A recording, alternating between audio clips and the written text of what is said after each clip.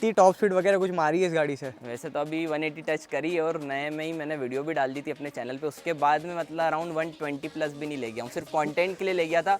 बाकी 100 110 आराम से चलाते, माइलेज भी निकालते और सेफ्टी का। हाँ। अकेले ऑफ रोडिंग गया था, कहीं भी नहीं टकराई। 5 लोगों के साथ इंक्लाइन रोड्स पे भी चलाई, वहाँ भी अंडर पावर नहीं लगी। तो ऑफ रोडिंग का मतलब बहुत गजब का एक्सपीरियंस रहा इसके साथ। सस्पेंशन वगैरह एकदम बहुत बढ़िया। मतलब मैं एक और डाउट क्लियर करना चाहूँगा, बहुत से लोग सोचते हैं ब्रीजा के प्लेटफॉर्म पे ये गाड़ी बनाई गई है, बट आप ब्रेकर पे पैरेलली एक बार ब्रीजा को चला के देखना और इस गाड़ी को चला के देखना, आपको बहुत डिफरेंस फील होगा। मतलब सस्पेंशन बहुत बढ़िया, पूरी ब्लैकआउट करके रखी है।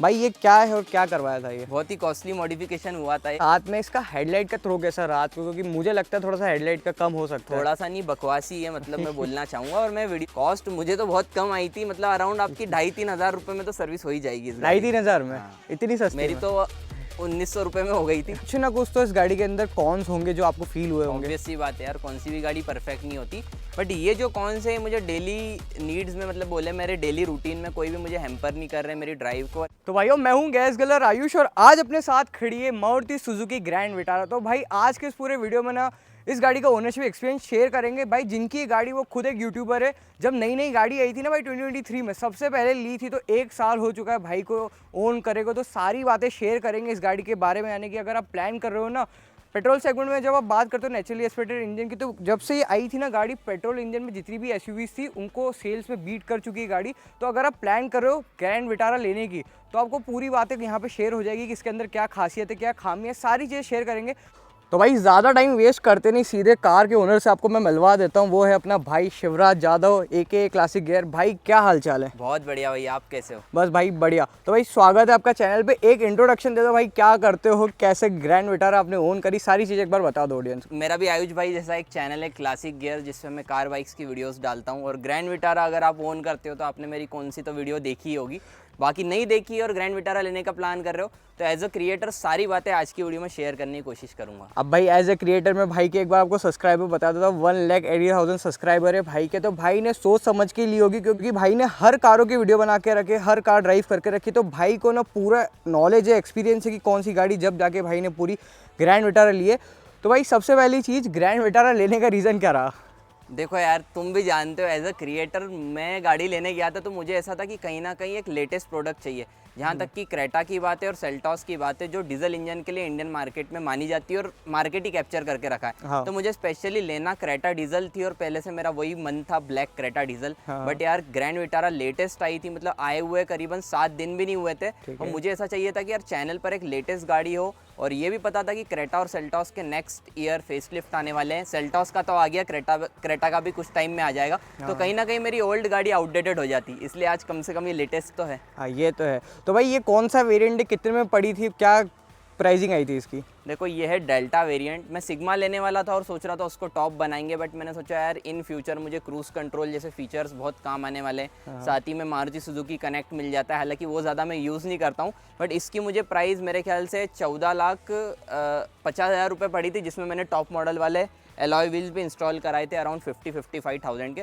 तो 14.5 लाख के अराउंड ये पड़ी थी, और बाकी मॉड्स के तो छोटे मोटे प्राइसिंग वो इंक्लूड नहीं कर रहा हूँ। अच्छा, 14.5 लाख रुपए की आपको पड़ी थी। तो भाई जैसे एक चीज़ बताओ, ये ग्रैंड विटारा है तो ये यूट्यूब मनी है कि कुछ और है? यूट्यूब मनी है भाई, पिछले 3 साल की मेहनत है। भाई देख लो, पिछले 3 साल की मेहनत है, भाई ने ग्रैंड विटारा लेके रखी है। 14.5 लाख रुपए की भाई ने कार ली थी। अब भाई जैसे आप ग्रैंड विटारा लेने निकले थे, आपने बताई थी क्रेटा और सेल्टॉस ऑप्शन था। जैसे बीइंग अ यूट्यूबर आपको पता है कि डीजल क्या है, तो फिर जब आपने डीजल चला के रखी, आपने क्रेटा वगैरह सारी ड्राइव करके डीजल टॉर्क आपको पता है, तो फिर एक डीजल गाड़ी छोड़कर आप नेचुरली एस्पिरेटेड पे गए हो पेट्रोल पे, तो वो कैसा क्या फीलिंग थी, क्यों सोचा, ऐसा क्या था रीजन? देखो यार, अब जहाँ लेटेस्ट प्रोडक्ट की बात आती है तो डीजल में उन दोनों ऑप्शन को तो हटा ही दो, और जहाँ पेट्रोल की बात आती है ये one and only petrol option था। माना डीजल भी मुझे अच्छा लगता है, बट अभी लॉज भी इतने स्ट्रिक्ट हो रहे हैं और ईवी का जमाना आ रहा है, तो कहीं ना कहीं पेट्रोल, इलेक्ट्रिक और हाइब्रिड पे लोग शिफ्ट हो रहे हैं, और ये भी स्मार्ट हाइब्रिड टेक्नोलॉजी के साथ आती है। और मुझे डीजल जितना ही माइलेज मिल रहा है, पावर के साथ आप तब कॉम्प्रोमाइज़ करोगे जब आप जेब से पेट्रोल डलाओगे ना, तब आप सोचोगे नहीं यार मुझे कहीं लंबा भी जाना है, 80-100 की स्पीड बहुत है, कहीं टॉप स्पीड लेके कहीं टॉप स्पीड कहाँ ले जानी है। सही बात है भाई। तो भाई इस गाड़ी का जैसा बता रहे हो एवरेज भी अच्छा, तो एवरेज क्या दे रही है?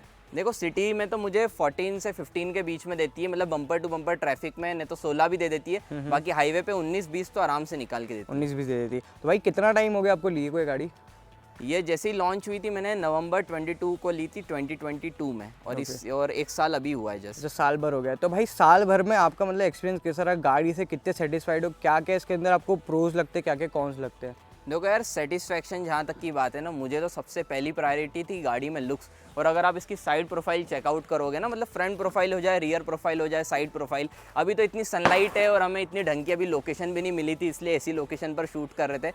बाकी आप देखोगे फ्रंट लुक्स देखोगे, रियर लुक्स देखोगे, स्पेशली सेगमेंट में सबसे बेस्ट लुक्स मुझे इसके लगते हैं। और आप में से भी अगर ग्रैंड विटारा आप ओन करते हो या लेने का प्लान करो तो इस पॉइंट के साथ आप एग्री करोगे कि नहीं, कमेंट में ज़रूर बताना। तो स्पेशली तो यार लुक्स मेरे लिए सबसे ज़्यादा प्रायोरिटी रखाती है। इंटीरियर मैंने देखा हाँ यार कि यार इंटीरियर थोड़ा कॉमन है, बाकी मारुति सुजुकी की कार्स आती है उससे रिलेटेड ही लगता है, बट मैंने सोचा ठीक है यार, मेन तो अपने को प्रायोरिटी है लुक्स, और लुक्स मिल रहे थे। और साथ ही में मारुति सुजुकी की रिलायबिलिटी आप सभी को मालूम है। ये तो है। तो भाई जैसे रिलायबिलिटी की बात निकली, तो एक गाड़ी की है ना, जैसे आपको साल भर हो गया, आपने अभी तक कितनी चला दी है?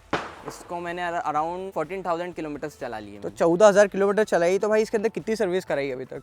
3 सर्विस हो गई है, जो तीनों फ्री सर्विस ही रहती है, बट थर्ड पे ऑयल चेंज होता है तो उसको आपको पैसे पे करना पड़ता है। तो कितनी क्या सर्विसिंग रहती है, कॉस्ट वगैरह? कॉस्ट मुझे तो बहुत कम आई थी, मतलब अराउंड आपकी 2,500-3 हज़ार रुपये में तो सर्विस हो ही जाएगी। 2,500-3 हज़ार में? हाँ। इतनी सस्ती मेरी में? तो 1,900 रुपये में हो गई थी। 1900 उसमें सिर्फ ऑयल चेंज ही हुआ था और कौन सा फिल्टर चेंज हुआ था, बाकी कुछ भी नहीं हुआ था। अच्छा। ज़्यादा।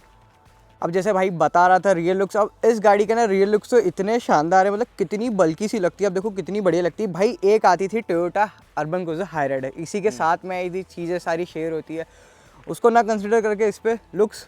हाई राइडर अर्बन क्रूजर तो पुरानी थी, जैसे विटारा ब्रीजा आती थी वैसे अर्बन क्रूजर आती थी। अभी जो आ रही है सिर्फ हाई राइडर ही आ रही है।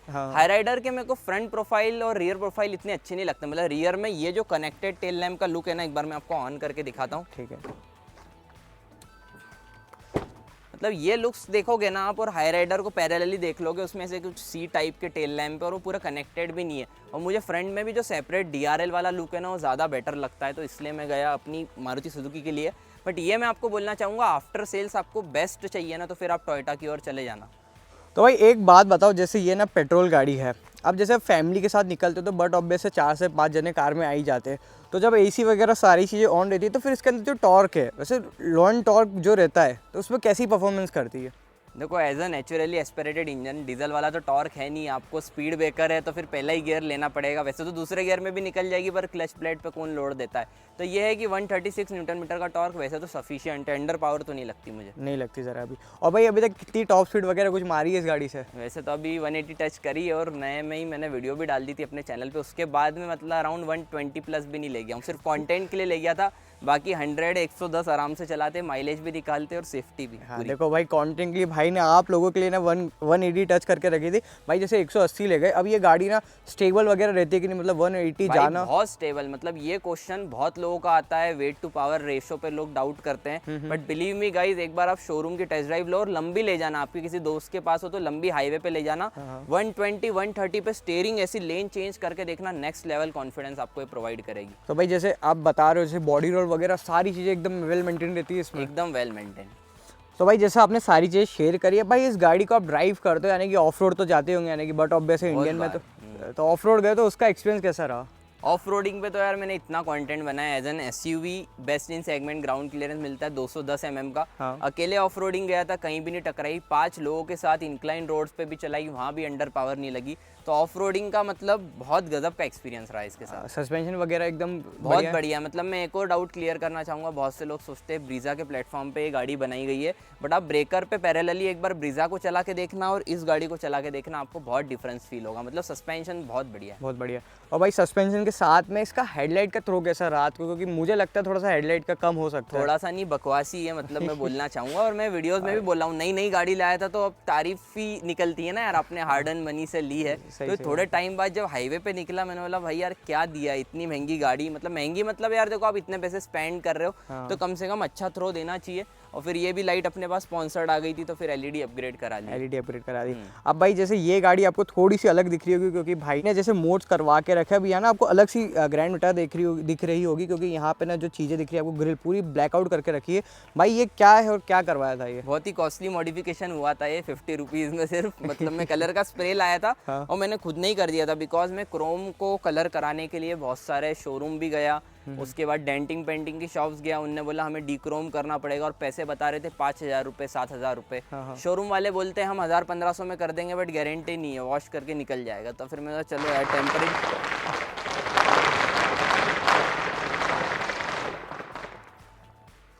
तो फिर मैंने सोचा चलो यार अब वहाँ पे रिस्क लेने से अच्छा अपन खुद ही ट्राई कर लेते हो। ट्राई करने के बाद अब अराउंड 1 साल हो गया, आप खुद लुक्स चेकआउट कर सकते हो कितने प्यारे। हालांकि अब थोड़ी थोड़ी जगह से निकलने लग गया है बट अब वो इग्नोरेबल है कि भाई 50 रुपए से क्या ही एक्सपेक्ट करो। हाँ मतलब फिर से मैं हाथ लगा दूंगा, उस पर कोई दिक्कत नहीं है। बहुत सारे लोगों को ये अच्छी भी लगी थी, नहीं भी अच्छी लगी बट मुझे अच्छी लगती इसलिए रखे रखा। भाई मैं एक बात बोलूँगा, मतलब जैसे मेरा भी चैनल है, मैं इंस्टाग्राम वगैरह सब पे एक्टिव रहता हूँ।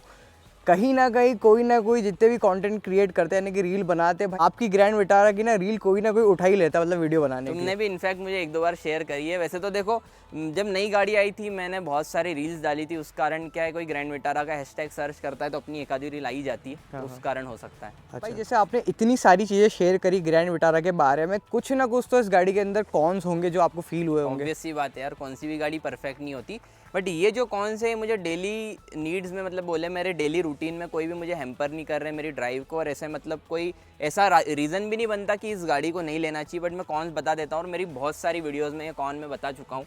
एक तो डोर वाला साउंड है, जैसे कि ये देखो इसका साउंड सुन लो आप, और ये मतलब कहीं ना कहीं लगता है कि हाँ यार थोड़ी कॉस्ट कटिंग करी है शीट में। हालांकि बिल्ड क्वालिटी फ्रेम तो स्ट्रांग ही है, जैसे कि ब्रीजा को भी 4 स्टार सेफ्टी रेटिंग मिली है, बट कहीं ना कहीं इनने शीट वगैरह में कॉस्ट कटिंग करी है रियर डोर के, ये लगता है। साथ ही में रिक्लाइन थोड़ी और हो जाती है, जो रियर सीट है सिर्फ इतनी रिक्लाइन होती है, मतलब ये नॉर्मल है ठीक है, और बस इतनी रिक्लाइन होती है, इससे ज़्यादा नहीं होती। तो कहीं ना कहीं लॉन्ग राइड पे ऐसा लगता है कि यार थोड़ी और ज़्यादा रिक्लाइन हो जाती, मतलब कुछ ज़्यादा ही अपराइट बैठते हैं, बहुत अपराइट।